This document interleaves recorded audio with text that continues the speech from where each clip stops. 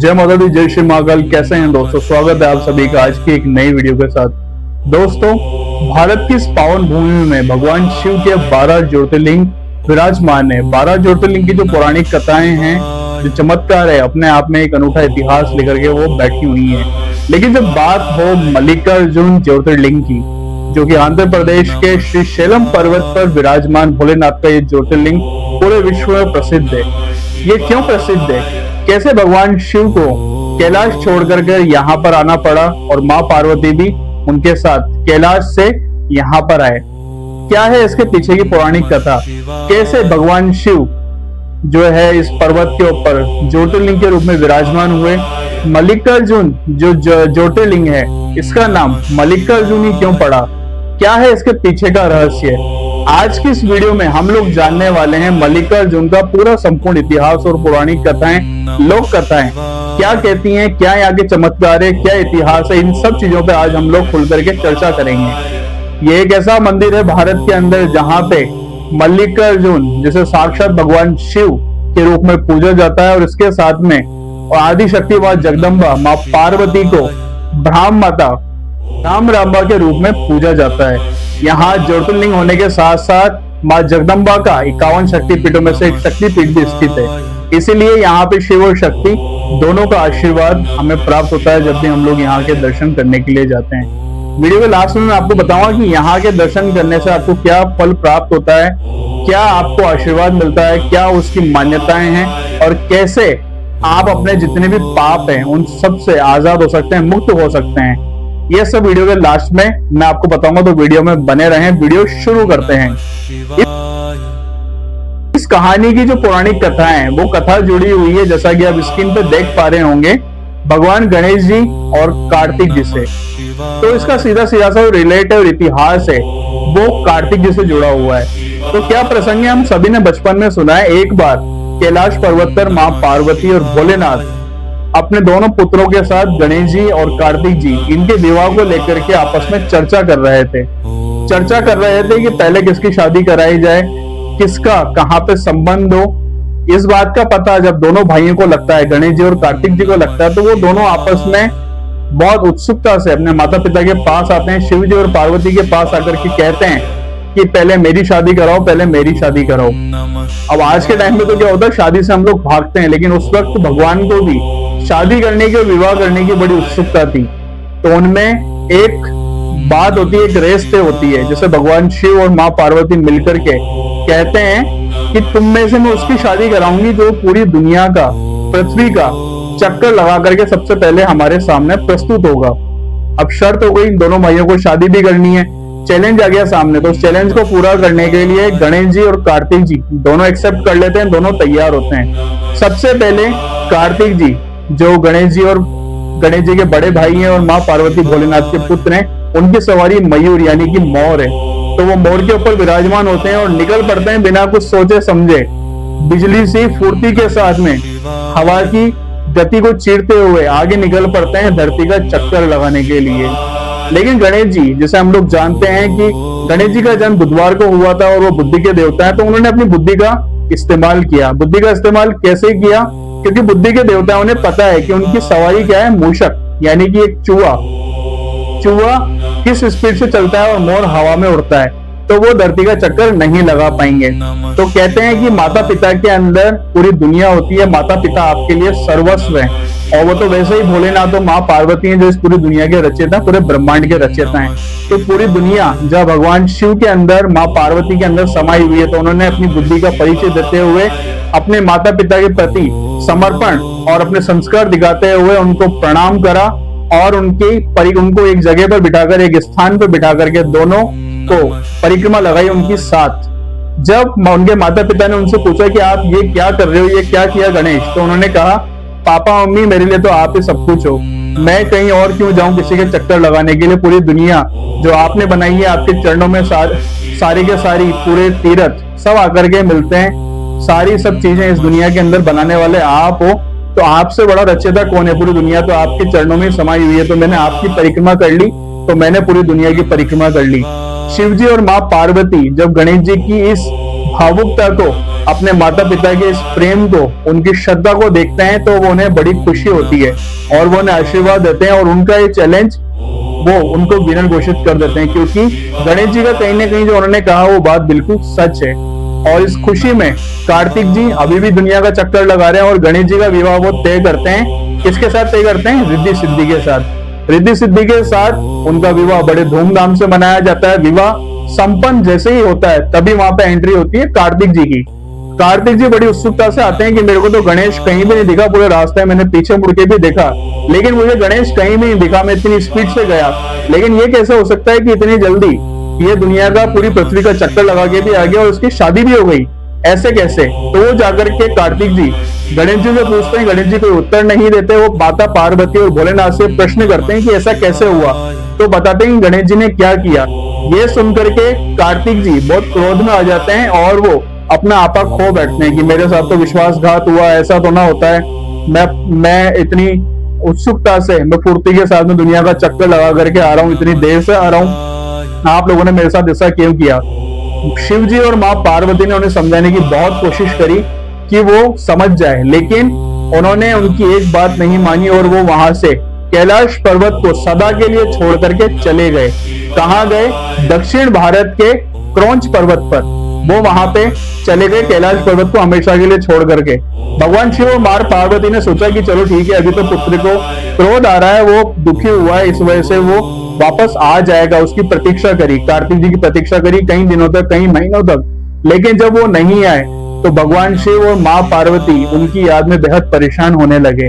उन दोनों ने डिसाइड किया कि क्यों ना कार्तिक जी को मनाने हम वहां पर चलते हैं, उस पर्वत पे, क्रौंच पर्वत पर, और उनको वापस कैलाश लेकर आते हैं ताकि हमारा जो परिवार हो फिर से संपूर्ण हो जाए। क्योंकि परिवार का जब एक सदस्य भी दूर होता है तो पूरा परिवार जो है वो बिखर जाता है। तो इसलिए माता पिता अपने पुत्र को मनाने के लिए चल पड़ते हैं दक्षिण भारत के इस क्रौंच पर्वत पर। लेकिन जैसे इस बात का पता कार्तिक जी को लगता है तो वो वहां से निकल पड़ते हैं कहीं दूर। वो नहीं मिलना चाहते अपने पापा मम्मी से, अपने पेरेंट्स से, तो वहां से वो दूर चले जाते हैं। जब भगवान शिव और माँ पार्वती उस पर्वत पर पहुंचते हैं और देखते हैं कि वहां कार्तिक जी नहीं है, और कार्तिक जी को जब ये पता लगा कि उनके माता पिता उनसे मिलने आ रहे हैं तो वो वहां से दूर चले गए। ये बात जानकर के दोनों पति पत्नी बहुत दुखी होते हैं और भगवान शिव वहां पे ज्योतिर्लिंग के रूप में प्रकट होते हैं और माँ पार्वती शक्ति के रूप में वहां पे विराजमान हो जाती है, जैसा कि मैंने आपको वीडियो के स्टार्टिंग में बताया था। उसी पर्वत के ऊपर जहां पे आज हम लोग उसको मल्लिकार्जुन के नाम से जानते हैं। अब शिव जी, जिसे मल्लिकार्जुन उनका नाम कैसे पड़ा? मल्लिकार्जुन यानी कि मल्लिका यानी माँ पार्वती, और मल्लिका का अर्थ होता है चमेली के फूल, और अर्जुन यानी कि महादेव। शिव और पार्वती दोनों वहां पे एक साथ विराजमान हुए, इसलिए उस ज्योतिर्लिंग का नाम वहां पे मल्लिकार्जुन पड़ा। लेकिन अगर हम लोग बात करें लोक कथाओं की, वहां के स्थानीय लोगों की, तो एक लोक कथा और कहती है। अब क्या कहती है? एक लोक कथा और है कि वहां पे स्थानीय राजा की एक पुत्री थी। उस पुत्री के पास में एक बेहद सुंदर गाय थी। वो गाय क्या करती थी? एक पर्टिकुलर रोज एक स्थान पे जाकर के, निश्चित स्थान उसने तय कर लिया गाय ने, वो कहीं भी दूध नहीं देती। सारे लोग परेशान हो जाते जितने भी वहां के कर्मचारी थे कि गाय को हुआ क्या। जब देखा गया कि वहां पे क्या है ऐसा, भाई इसका कुछ बछड़ा तो नहीं बिछड़ गया इससे, या कुछ खाने के लिए अच्छी घास है, लेकिन जब देखा गया वहां कुछ भी नहीं था, वहां एक सूखी सी जमीन थी पर्वत के ऊपर। लेकिन जब राजा को लगा कि हो सकता है कि यहाँ पे कोई रहस्य छुपा हुआ हो, राजा ने जब खुदाई करवाई तो वहां से प्रकट हुआ एक स्वयंभू भगवान शिव का पाषाण रूप का एक शिवलिंग। जब उसे निकाला गया तो उसमें बेहद दिव्यता, और जब राजा ने उसके दर्शन किए तो राजा बेहद प्रसन्न हुआ। मानो कि उसके राज्य में सर्वस्व, हर जगह सौभाग्य समृद्धि आ गई है। उसे ऐसा मन से विश्वास होने लगा और उसको मन में उसने एक उम्मीद पाल ली कि जब तक ये शिवलिंग यहाँ विराजमान है उसका कोई भी अहित नहीं कर सकता। राजा की बेटी को जब इस बात का पता लगा तो वो रोज उस शिवलिंग की पूजा किया करती थी, क्योंकि वो भी एक शिव भक्त थी। तो भगवान शिव की इच्छा थी कि उसी की गाय से ये जो कथा है, पूरी की पूरी लीला जो है भगवान शिव की इच्छा से ही वहां पे हुई थी। तो वो रोज क्या करती है? राजा की पुत्री वहां पे चमेली के फूलों से भगवान शिव की पूजा किया करती थी। चमेली के फूलों का अर्थ, चमेली के फूल को कहते हैं मल्लिका, और माँ पार्वती और शिव जी वहां पे एक साथ विराजमान हुए, यानी कि मल्लिकार्जुन। तो तो इसीलिए चमेली के फूल, माँ पार्वती और भोलेनाथ, इन सबको अगर जोड़ा जाए तो उसका पूरा अर्थ निकलता है, पूरा मीन होता है मल्लिकार्जुन। इसीलिए आज इस ज्योतिर्लिंग का नाम मल्लिकार्जुन पड़ा। और जब आप यहाँ के दर्शन करते हैं तो आपको एक अलग ही अनुभूति होती है, यानी कि बाकी के ज्योतिर्लिंग में भी अपने आप में एक दिव्यता है, लेकिन यहाँ पे आपको शिव और शक्ति दोनों की दिव्यता देखने को मिलती है। चलते हैं हमारे अगले भाग की तरफ, ऐतिहासिक महत्व और वास्तुकला। जैसा कि आप स्क्रीन पर देख पा रहे होंगे, पौराणिक कथाओं के अलावा श्री शैलम मंदिर का इतिहास अत्यंत गौरवशाली रहा है। प्राचीनता, सातवाहन राजवंश के शिलालेखों यानी कि 2nd सेंचुरी BC में इस मंदिर का उल्लेख मिलता है। आप देखिए कितना पुराना है, 2nd सेंचुरी। विजयनगर साम्राज्य, 14वीं शताब्दी में विजयनगर साम्राज्य के महान सम्राट कृष्ण देवराय ने इस मंदिर के विकास में बहुत बड़ा योगदान दिया। उन्होंने मंदिर का मुख्य गोपुरम द्वार बनवाया और मंदिर का विस्तार किया। हमारे सबके फेवरेट छत्रपति शिवाजी महाराज और महान मराठा शासक छत्रपति शिवाजी ने भी 1687 1677 में श्री शैलम की यात्रा की थी। उन्होंने मंदिर के रख रखाव के लिए धन दिया और यहाँ एक गोपुरम का निर्माण भी करवाया। 1687 में भगवान शिव का यहाँ पे एक बहुत अच्छा मंदिर निर्माण कराया गया शिवाजी के द्वारा, और साथ में शिवाजी यहाँ पर पूजा के लिए भी आते थे और यहाँ के रख रखाव के लिए मेंटेनेंस का सारा कार्यभार संभालते थे।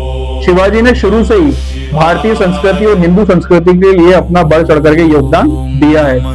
मंदिर की द्रविड़ शैली की वास्तुकला, इसकी ऊंचाई, प्राचीरें और दीवारों पर उकेरी गई रामायण और महाभारत की कथाएं हर भक्त का मन मोह लेती है। अब आप सोचिए उस वक्त का जो आर्किटेक्चर है कितना एडवांस होगा कि हमारी जितनी भी पौराणिक कथाएं, हमारा इतिहास है, उन सभी की जानकारियां आज भी वहां पे उस मंदिर की वॉल पे देखने को मिलती है। चलते हैं अगले भाग की तरफ, आध्यात्मिक महत्व और दर्शन।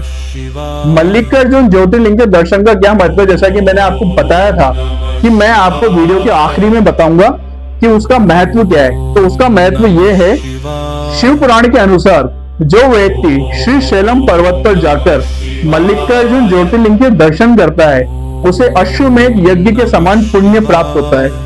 अब आप सभी जानते होंगे अश्वमेध यज्ञ क्या होता है। अगर नहीं जानते हैं तो एक बार सर्च करके जरूर देखिएगा। बहुत बड़ा पुण्य माना जाता है हमारे हिंदू धर्म के अंदर। कितना पुण्य प्राप्त होता है। यहाँ पास ही बहने वाली कृष्णा नदी को, यहाँ पास में एक नदी बहती है नीचे की तरफ, जैसे पाताल गंगा कहा जाता है।